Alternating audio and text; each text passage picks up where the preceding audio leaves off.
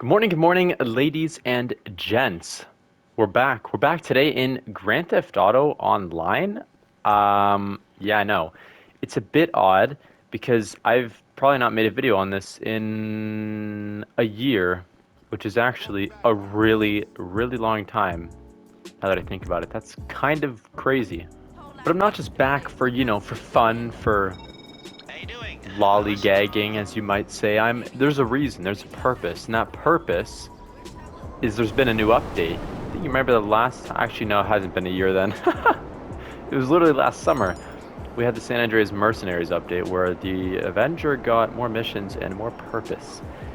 And well, now we've got a brand new business and a bunch of new cars and new drift physics. So I am pretty excited. I'm going to show you guys a bunch of that stuff. And I think without further ado, we're probably going to have to go on the internet to show you some of this. So if we go here, you can see immediately it says new now on here, which I think is pretty cool. So you go to the Maze Bank foreclosures, and you can see that we got brand new salvage yards. These are, well, you'll see kind of when we go in there. It's new stuff. There's only 5 locations, and you definitely want one of these in the city because most of the missions are in the city. And this is the one I've got right by Maze Bank Arena.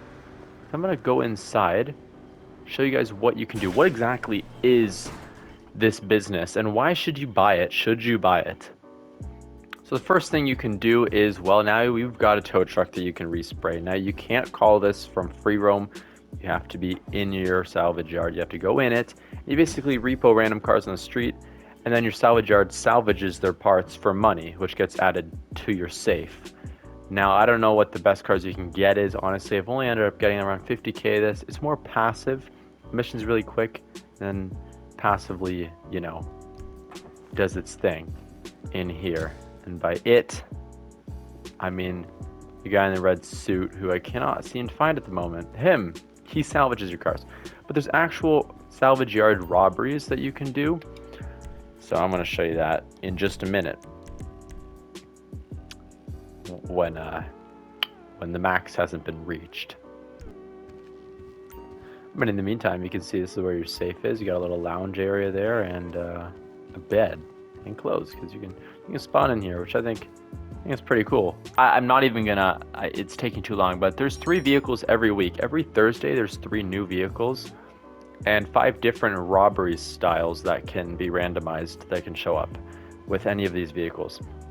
Basically, once you do the missions, it's very small heist. It doesn't take more than 30 to 40 minutes, but each car can be worth $200,000 to $380,000 depending. And once you get the cars, they show up here, and you have the choice or the option to sell them by driving it to a location, drop off, or salvaging them for parts, which you get a little less money for, but you don't have to do anything. Like I said, it's passive, and they cost about $2 million to $3 million per location without any additional upgrades. So it's a bit expensive, but I mean, you could make it back in like a month because they cap you at 3 a week. Classic Rockstar. It really annoys me. It really does. But there's a few other things which are pretty cool. We have new vehicles, new legendary motorsport vehicles. We got this thing. It's like the Ferrari, I don't know, SF90. Pretty cool. We also have this, the newer Ford Expedition, pretty cool as well. And then over on Southern San Andreas, we have a new Mustang, a Toyota minivan of sorts. This thing, I don't know what this is. Another muscle car. We got like a Toyota Camry looking thing, which is kind of cool actually. And Bravado Dorado. It's kind of like, it looks like a Durango almost, which is kind of cool, I guess. And then on Warstock, we have something pretty crazy. Police cars. Yeah, and the riot van. You get the trade price for these cruisers here by basically doing any one robbery. It's really simple. So if anything, that's the reason you should be doing it. Purchasing a salvage yard because, well, you can see the trade prices are already pretty hefty. And then there's some new stuff here too. This seats 8 people apparently. That's pretty crazy. And then, yeah. Anyways, there also are some like quality of life improvements and stuff. Who really cares about that, right? The one thing that matters the most is that they changed up the interaction menu. It's much simpler now. Preferences has stuff like favorites, spawn location, blah blah, voice chat. Appearance has stuff like your outfit and everything. Register as a boss. And manage vehicles now has this section here, vehicle organization. You can switch cars between your garages without doing it physically. Like you can just do it from the interaction menu. It's so cool. Oh, and animals. If you're on new gen, animals are now on the map, as you can see by that lovely animal photography event. First thing I want to do is explain that not every car can be turned into a drift car, and you have to go to the Alice car meet to do this. How gives your car a drift upgrade, and it's only select few, like the Jester RR, the Drift Tampa, the Drift Yosemite. You can Google it, you'll find the answer, okay? But the one I have is the Drift Yosemite. I've had this car for a while. I always thought it was actually kind of good at sliding to begin with, so we're going to do the drift upgrade. I think it's the same price for every car that can have it, so hopefully it's not too expensive, but we're going to find out, I guess. Alright, there she is, my Drift Yosemite. I have not touched this in a very... Sorry, that guy's got a bounty.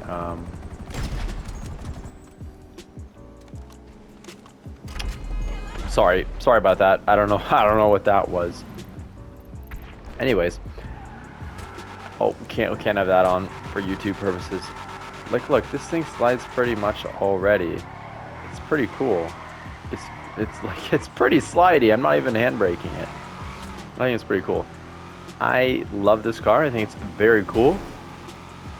And I can't wait to do the drift upgrade. I think it's around 200k, and that's for every car that can have it. So, you know, but it's stable though. It's not like the low grip tires.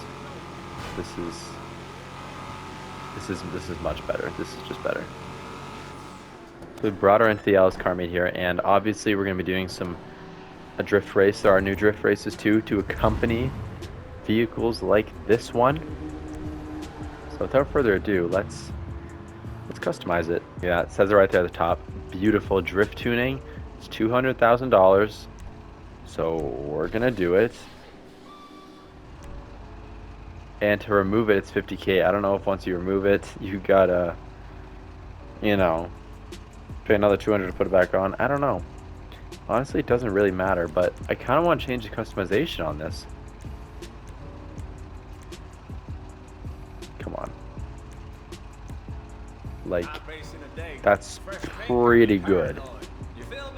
I mean, how did I ever remove that? I don't know. I don't know.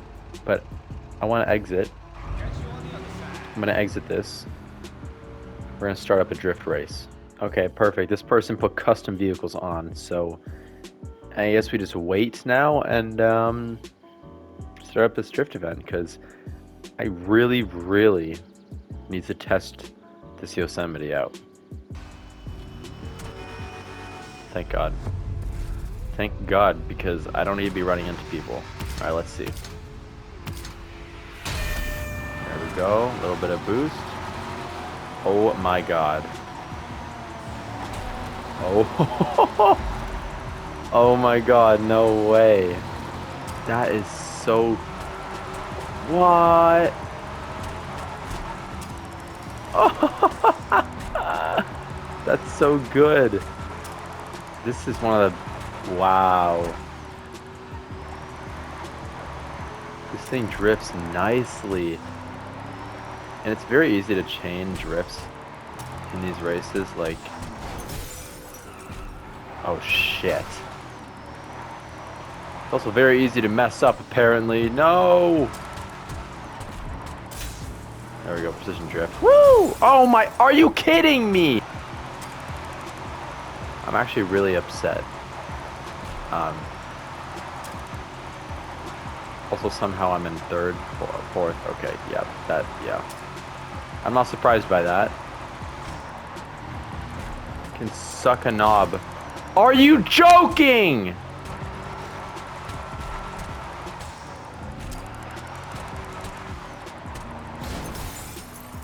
I'm actually going to commit end of life activities. Just end my... And these green zones in the race actually, it's like your multiplier increases more when you're in them, so that's pretty cool. But they're harder to drift through. It's nice. It's a neat little touch, you know? Hopefully, I neatly touch the gas and don't put myself into a wall. Because right now I'm kind of holding this drift pretty well. I would like to keep it that way. You know, por favor. Okay, we got a 5 times multiplier. So that score that we have in the bottom there will be multiplied by 5. And that's what my current drift will be when it ends.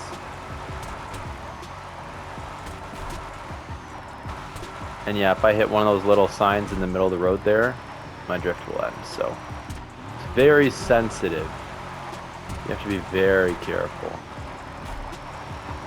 Or it's donezo. It's as simple as that. I know it's over soon. It's done at the end of this stretch of road here, so I just gotta hold it, and I might be able to get top 3. We'll see. But this thing, it handles beautifully, and I feel like everyone should be buying the Drift Yosemite right now. It's easily affordable cars. I think it's probably like 1.5 mil, something like that. Maybe even less, because this came out many years ago. But with the upgrade, you know, it's worth it. Oh my god. Oh my god, I didn't lose the drift from hitting that thing. Oh! Ah, there you go. Second place.